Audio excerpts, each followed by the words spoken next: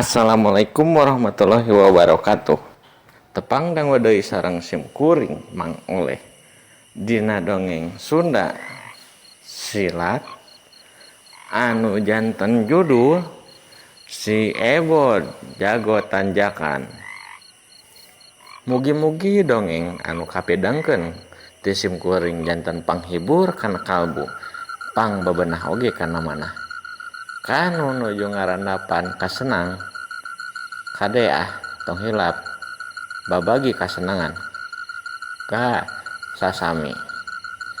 Yu pemirsa supados teu nyangkolong teuing kana waktos hayu urang dangukeun sasorengan kumaha jucungna ieu carita ngeunaan si Ebod episode hiji teh. Yu mangga.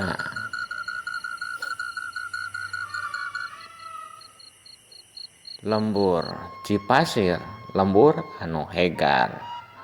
Tatangkalana masih loba, tur loba oge hehejoan salian ti tatangkalan. Nyaeta sawah masih blungblang kaitu ka dieu.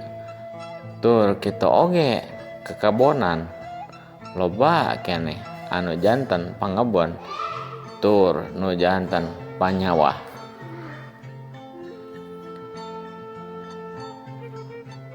Di hiji imah di lembur Cipasir katempo aya budak leutik anu masih keneh umur 7 tahun eker nyonyo undur-undur di handapeun imahna anu diwangun tina imah bilik panggung.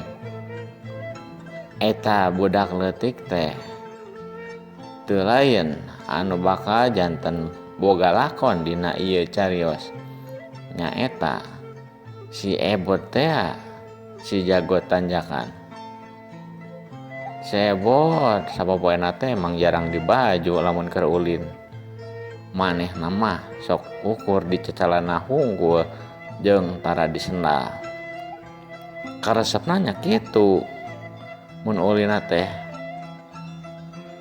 ulin undur-undur tapi lain saukur undur-undur eta mah pangaresep anu salian ti nu sanesna. Pangaresepna nyaeta ngala jambu tur ngala kalapa oge ngala gedang. Singkat carita di jero imahna teh aya ngan saukur ninina sedengkeun kolot si Ebod mah tas tilar dunya tas lila akibat tina kacilakaan di jalan. Nya anu di jero imah teh anu janten anu ngurus ka si Ebod sapopoena nyaeta maonah anu jadi ninina teges ti pihak indung. Maona nyaheun pisan ka si Ebod. Ebod oge nyaah ka maona kusabab maona ninina ti indungna. Katingali maona teh euker nyapuan bari ngagarawan icuna. Ebod di mana maneh? Ngetong jauh-jauh teuing nya ulina. Ceuk maona bari ngomong ti jero imah.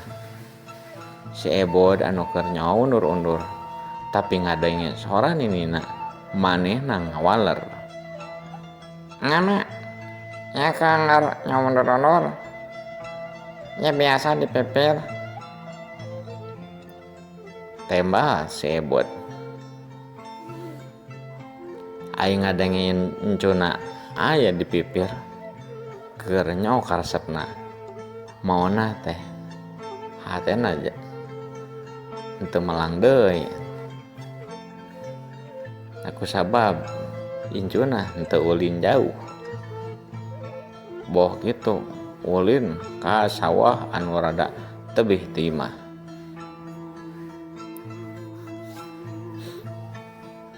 Singkat cerita si Ebot resep pisan karena undur-undur manehna teh keur maraban undur-undur make sireum.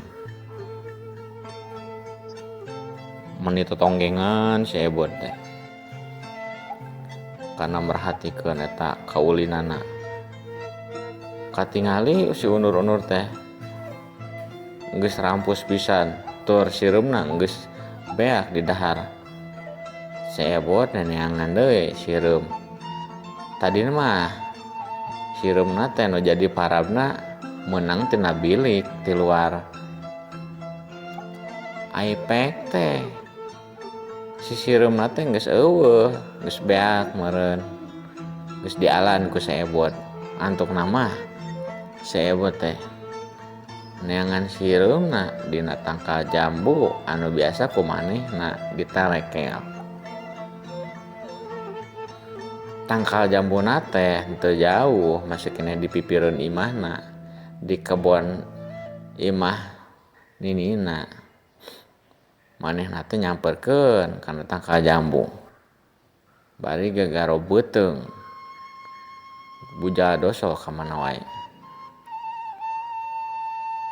Pas rek nyamperkeun kana tangkal jambu, katingali ku si Ebot teh aya oray keur ngalingker kawas anu erek macok ka manehna. Ningali aya oray kitu Ebot nyarada soak, manehna teh kuat nyokot kai. Tapi lain rek ditenggeukeun Ebot nya kitu oge nyaho oray teh aya peurahan da ngabantuk segi tilu tina mastaka orayna teh. Tapi Ebot mah mika nyaah pisan kana sasatoan. Eta oray teh ku si Ebot teh ukur dicokot hungkul make kai anu tadi meunang neangan. Tas kitu dipikeun ka nu rada jauh ti pipir imahna, ka kebon anu jadi milik ti pamarentah.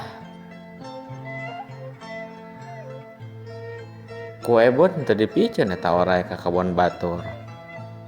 Kusabab bisi anu boga kebon eta dipacok ku eta oray. Jadi ku si Ebot teh dipikeunna ka kebon milik pamarentah anu jarang diperhatikeun jeung rada bala. Sanggeus dipikeun ka dinya Ebot balik deui. Tuluy ngalaan sireum. Aya kana 20 siki mah kirang langkung. Tas kitu manehna balik deui ka tempat undur-undur anu ku manehna dipiara. Tah kitu pamirsa dongeng ngeunaan si Ebot jago tanjakan episode kahiji. Mugi-mugi pamirsa janten kahibur kana kabu. Jeung pangbebenah oge kana mana tina ngadangukeun dongeng si Ebot episode hiji tadi. Wabillahi taufiq wal hidayah. Wassalamualaikum warahmatullahi wabarakatuh. Permios mangga